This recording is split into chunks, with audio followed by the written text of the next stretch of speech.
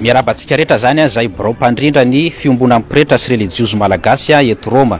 Niona tamin'ny religiozy pretra malagasy eto Roma ny Papa Raimasina ka tao anatin'izay fionana zay dia nisy afatra napetrany. Inona masera ny zava-dehibe tamin'izay afatra napetraka Papa Raimasina izay?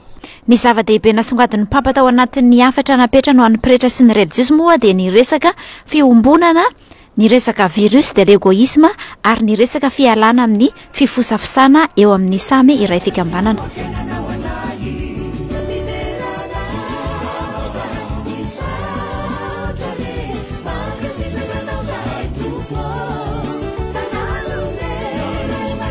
Miely etseroa ny Papa Raimasina ty resaka fifanaratsiana sy fifampimenomenonana ity na eo anivon'ny ankohonam-piainana, na eo anivon'ny congrégation, na eo anivon'ny fiangonana ary eo anivon'izao tontolo izao mihitsy ary ka isika izay miaina ao anatin'ny ankohonam-piainana no tokony ampisehoana izay hoe fahaizana mifankasitraka izay. Isika samitsika zany tokony ahay mifankasitraka ny zavatra tsara vitany namantsika. Tsy izay zavatra ratsy na ny kilema no tokony hotsindrina fa ny zavatra tsara vitany ny toetra tsara ho aminy ary rehefa haitsika mijery n'izay zavatra tsara izay dia mampitombo ny fiombonana izay.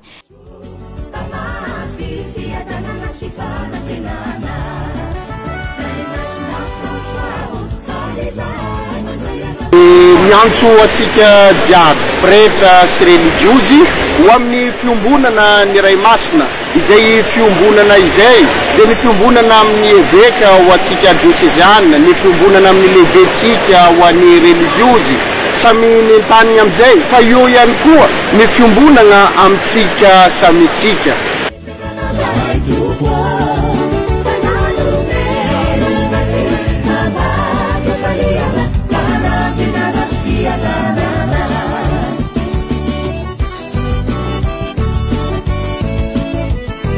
Fanampin'izay ihany koa dia misy ny aretimandrigana anankiray izay fosotra manimba ny fiombonana eo anivon'ny eglizy dia ny fitiavan-tena, fikatsahana ny tombontsoa manokana ho an'ny tena samirery na ilay antsoina hoe virus de l'égoïsme. Anisan'ny lesoka tsy mampanjaka ilay fiombonana, firaisan-kina, fifankatiavana, fiarah-miasa eo amin'ny eglizy izay hoe fitiavan-tena izay.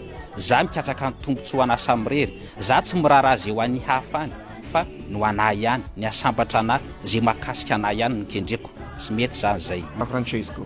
Oggi nelle nostre società e purtroppo a volte anche nella Chiesa assistiamo alla ricerca di interessi personali e si parla tanto nella Chiesa pure. Il chiacchiericcio è all'ordine del giorno. Per favore non fare chiacchiericcio, non chiacchierare, sempre parlare bene uno degli altri, perché il chiacchiericcio è un'arma di disunione. Questo atteggiamento del chiacchiericcio, del virus dell'egoismo, minaccia la pacifica convivenza tra i popoli.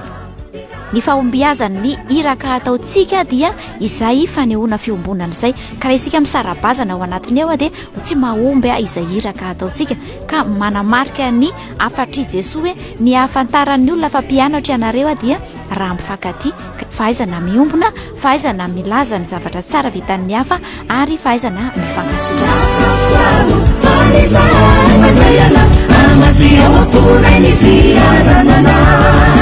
Tanantinana vaovao no manentana lahy kalona ny hoavy ao amin'ny Jesoa, le taratra sy ho fiainana ho anao.